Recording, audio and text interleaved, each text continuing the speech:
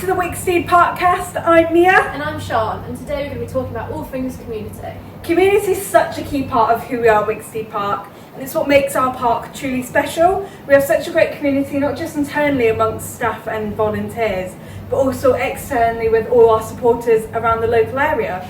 What do you kind of think of the community at Wicksteed Park? Because you're not local. Yeah, so I'm not local, but I just think it's something on a completely different level. Like, nothing I've ever really seen locally, to me anyway, but I've got hair in my mouth. It's a bit windy today, isn't it? But yeah, like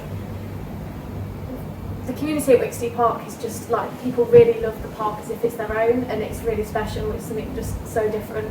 There's a lot of care in the community for the park, definitely. and you know, I came to the park quite a lot as a kid. It was like a Sunday walk, occasionally the rise if we were lucky. So it's like it's quite a core part of the local area, like of Northamptonshire, the county as a whole. And it's just, we find it so special that so many people care about our park still. And as we said, community is just so important and special to Wicksteed Park, and it's what makes us truly unique. And so today we wanted to focus on all things community and really celebrate the community that the park has found.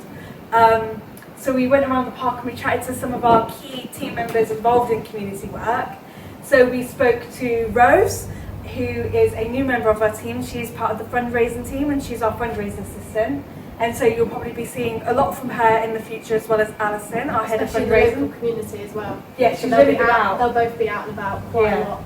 And some of the local Kettering events coming up, I know that they'll be out there working hard, spreading the good word of Wicksteed Park. Definitely. And then we've got Connor, who is a returning guest. But first we're going to start off with the person who is the guru of volunteers, the queen of volunteers, and she loves them so much. So let's go get chatting to Ruth. And now I'm here with Ruth. Thank you for joining us on the podcast, Ruth. Hello.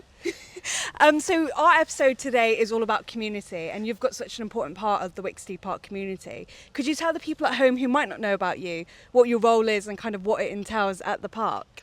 So the main thing that I do is I support the volunteers, whether they're coming regularly, whether they want to come as a corporate group one-off, whether they're coming from maybe from a local college or a school. So quite a diverse range of people coming from the community into the park to help us to look after the park. And our volunteers are definitely a key part of the park, and we probably wouldn't be how we are now or where we are without our volunteers, would we? Everywhere I look, I can see things that the volunteers have helped us with, that they've made more beautiful or more functional. You know, they do so much around the park, whether it's finding out about our history in the archive, whether it's caring for our lovely gardens, painting our benches. There's just, everywhere we look, there's things that the volunteers do for us. They're a really dedicated team. And how can people become involved with your volunteers? So if they want to email in to get involved at wicksteedpark.org, then that I usually show people around, and hopefully by the end of that visit they're fully convinced that they'd like to volunteer.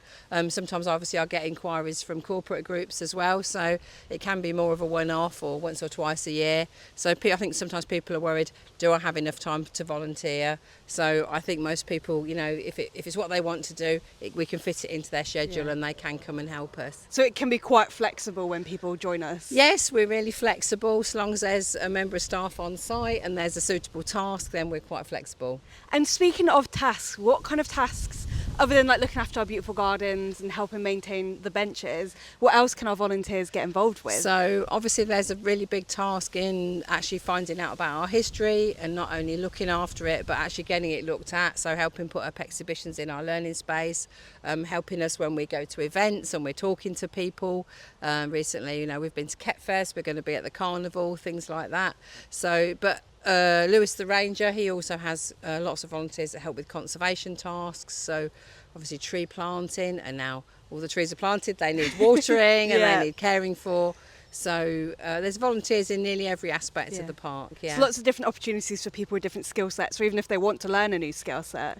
That's right. So sometimes people say, oh, I'd like to help out in the gardens, I don't really know much, but you know, we just sort of work together until we learn more.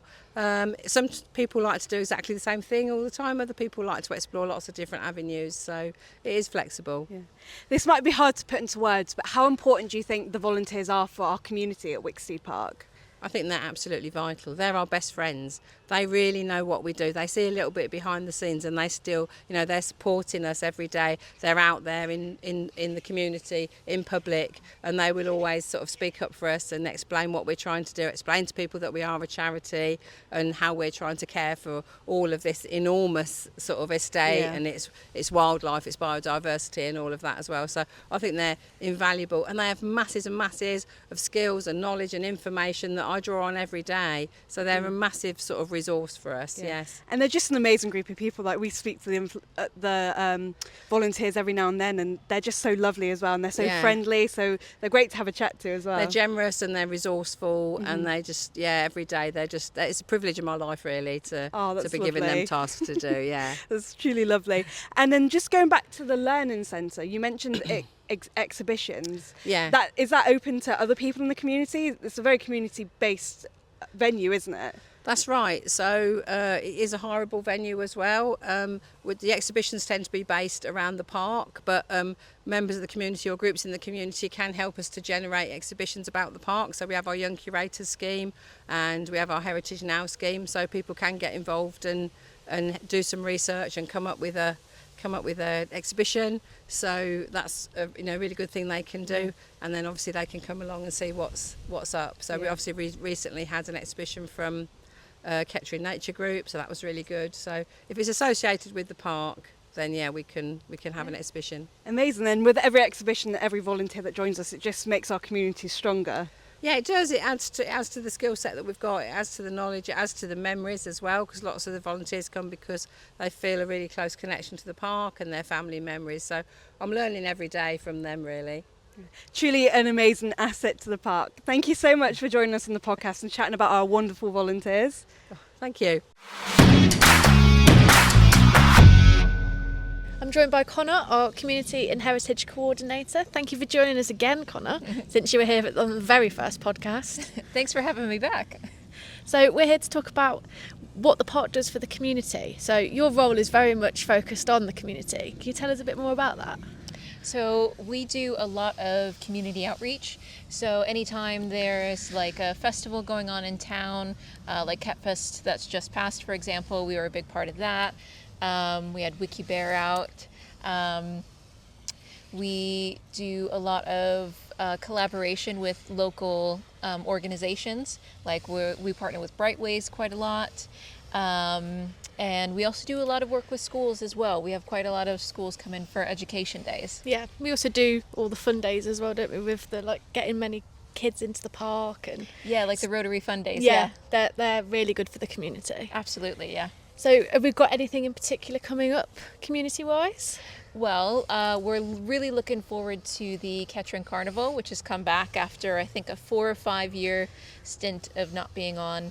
And that's going to be on July the 5th at the Rockingham Pleasure Park, I believe, in town. So we're going to have a stall there. We'd love for you guys to come out and say hi to us. And then August 6th, we've got National Play Day. So we're going to have lots of stuff on for that. At the moment, we've got confirmed Boards of Kettering. They're going to have a stall there, have lots of board games for people to play. Big Bopper's going to be there, as well as many more. Yes. We're going to have listed on our website and on socials. And so every Thursday as well, we've got Crafternoon that runs from 10 to 3. And it is a adult craft session. It's a different craft every single week, so you learn something new every time you come in. And that's going to be held in our learning space as well. Which is behind us. So we've got a lot coming up then, haven't we? Absolutely. And we have kind of got some things secretly coming up, haven't we? Yeah, I could give little hints at what's coming up later this year. So we might have another Heritage and High Tea set for October. So keep an eye out for dates and bookings for that on our website. Which will be very exciting, as the others did really well. People seem to love them. Absolutely, yeah. I'm so happy that people really, really liked them, because it was definitely a pet project of mine, and I'm just really happy that people liked it. And then also in September, we are taking part in Heritage Open Days as well. Yes, So we're we going to are. have a few things going on for that. Yeah, so we've got so much coming up for the community. Absolutely. Jam-packed. Thank you for joining us, Connor, and giving us an insight into everything that we're all doing here at Wicksteed Park to get into the community.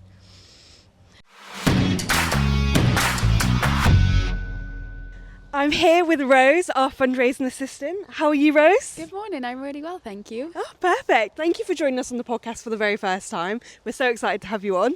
Pleasure, I'm very excited to be here. So for this episode, we're talking all things community. And obviously, as a fundraising assistant, your job is quite community-based. So could you just tell people who might not know what your role entails, kind of what you do at the park? Yeah, of course. So although I'm part of the fundraising, I'm the fundraising assistant, it's part of the community and heritage team.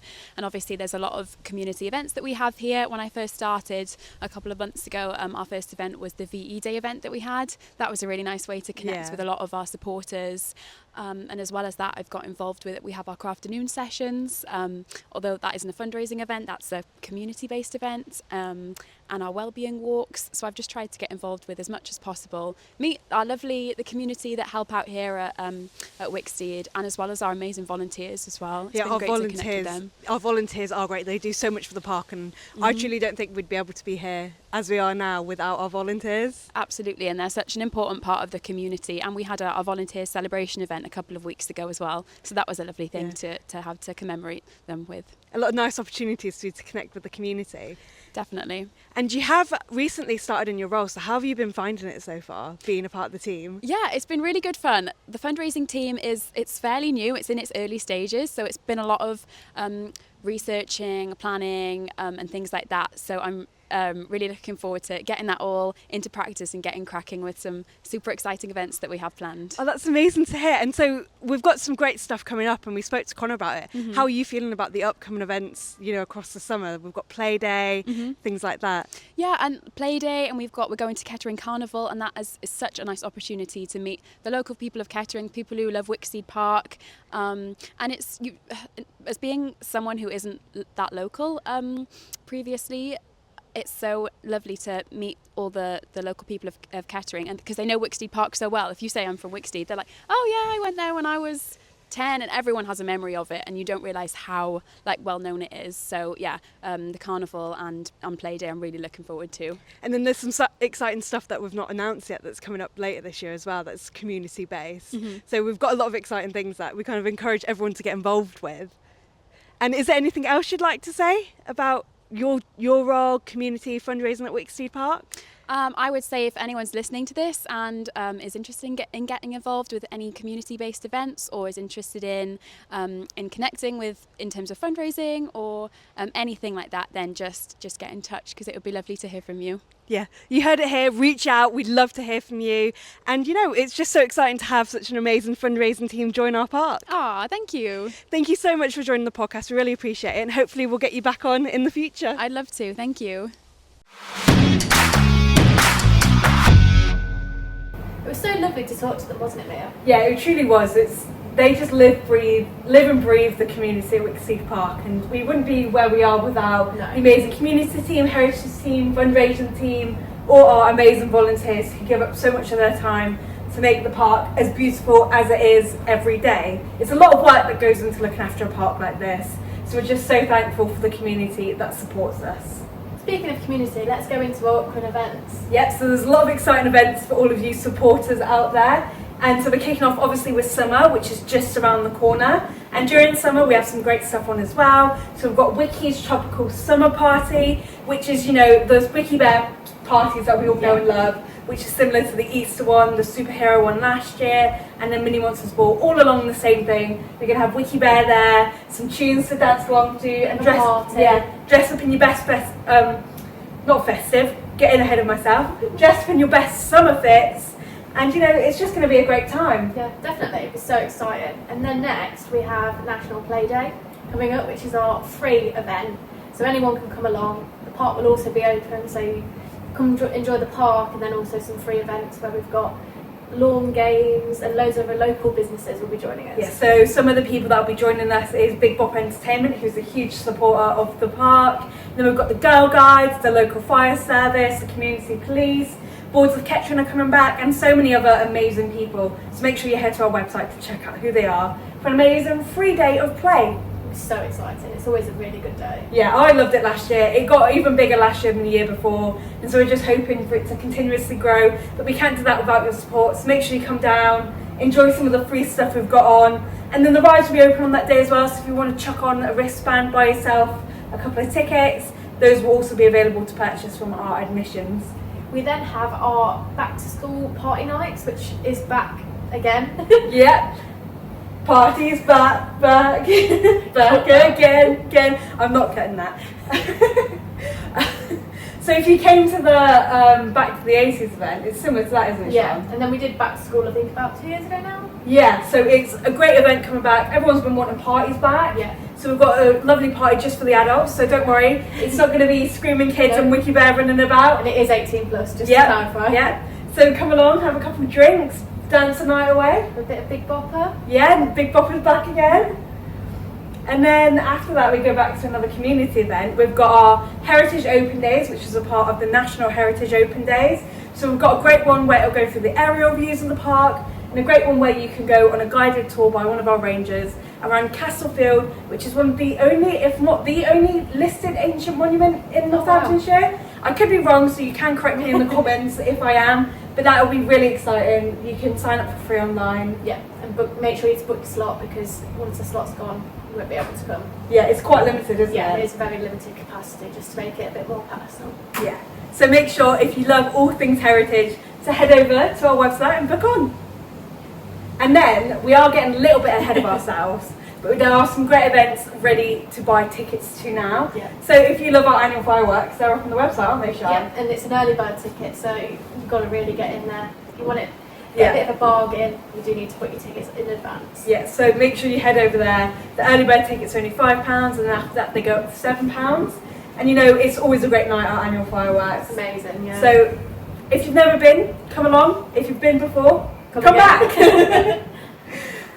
We then have our Christmas shows, which are also up on the website, which I know it's a bit early to be mentioning the C word. Yeah. You know, some people aren't going to be very happy with us. I mean, people are happy with us for being early with fireworks, but let alone I think Christmas. the C word is definitely one that... Yeah. So it's up to you if you want to book early in advance. Again, we do have some early bird offers on these tickets, so if you want to come for either our Rat Pack daytime shows or Rat Pack evening shows, then book online now. Yeah, it's going to be a great show. I mean, if you love Rat Pack music, if you've never experienced Rat Pack music, head on over, have the day or evening of your life, and it's just going to be really great. And you know, it's never too early to get prepared. No, definitely not. Yeah. Get your friends together, make sure you're all free. You've got plenty of time to, you know, book your calendars out for a great Rat Pack event. And then there will be some more Christmas events coming. October will be coming. So just keep an eye on our website, because there's so much exciting stuff happening this year. Yes. And you really don't want to miss out. No, it's jam-packed. Yeah, you know, everyone was asking for more events, so we're delivering, so we hope to see you all there. And you know, it's just going to be a really exciting year for events at the park. Definitely, can't wait. So we briefly mentioned summer when we were talking about our events, but it is literally just right round the corner. It's so soon. Yeah, it's come. I don't know where the year's gone, It's but come so fast. It's going to be a great summer. But look at how the weather is now. It's so warm. It's going to be today. sunny. But you know, what we don't want is people to come unprepared. So we wanted to share some of our top tips for summer, just to make sure you guys are prepared and have the best days possible. Yeah. So our number one, and it's so important, but make sure you put on sun cream prior, because if it is as hot as it is today, for instance, you will get burnt. The UV is intense. I think it's going to reach 7 or 8 today. Yeah. And if you're ginger like me, you know, there's no point taking the risk. No. You know, you don't want to end up bad. Yeah. Okay. Yeah, because it'll be a day after where you're red and sore, Yeah, you and don't then want that. later on you peel. Yeah. And you know, it's just not worth it. No. So put your sun cream on before and Bring some extra with you. Yeah. That's definitely our number one live by Yeah. rule when we're working around the park. And then kind of on the similar level is make sure you stay hydrated. Yeah. Because it is hot, you know. So important. And it's Helps like you cool down as well. Yeah, and it's a lot of walking around the park as well. And there's not too much shade, so there is a shaded area that's been added in by the big wheel, the garden wheel. And you've obviously got the trees for shade, but shade is limited when it's very sunny. So you've got to stay hydrated because the sun will dry you out. Yeah. If you're looking for another way to stay cool, what's our favourite thing to do, Sean? Have an ice cream or An ice cream. Yeah. There's nothing better than the sweet treat that cools you down. Yeah, and they're a good treat. Yeah, it's a good treat. It's not like eating 5 bags of Haribo, is it? Exactly. You know, it's a nice sweet treat that keeps you cool and keeps you happy. Yeah. Nothing better than going to a park and enjoying a sun cream, an ice Ooh, cream. Don't be eating your sun cream. No, don't eat sun Don't want to cream. make that mistake. It's probably another tip, don't eat Don't eat your sun cream. But yeah, there's nothing better than an ice cream and ice lolly. You can get an ice cream from the parlour, up across from reception. There's also a mini parlour now, down by the thrill zone. Which so makes it so much easier. Yeah, so you don't have to trek all the way up here. Hop right off Dino Valley. Yeah. Have an ice cream. And you know, our cafes offer ice lollies as well. Yeah. Pre-packaged. So you know, there's plenty of options. Variety. Yeah, for all your ice cream and ice lolly lovers out there. Yeah. So most of our top tips have been around dealing with the warm weather. However, we do live in the UK, so I would always recommend checking weather prior to visiting the park and making sure you come prepared for whatever that weather may be. So if it is going to rain, you'll want a rain jacket, you'll want an umbrella, and you'll want your wellies. So just make sure you check them in advance. Yeah, you don't want to get caught out in the rain in just a t-shirt and shorts. No, unless it's warm, I guess. Yeah, then you cool down. But you know, if it's a bit chillier or it's borderline thunderstorming, you want to be prepared. And it's also important to check our website, our rides page.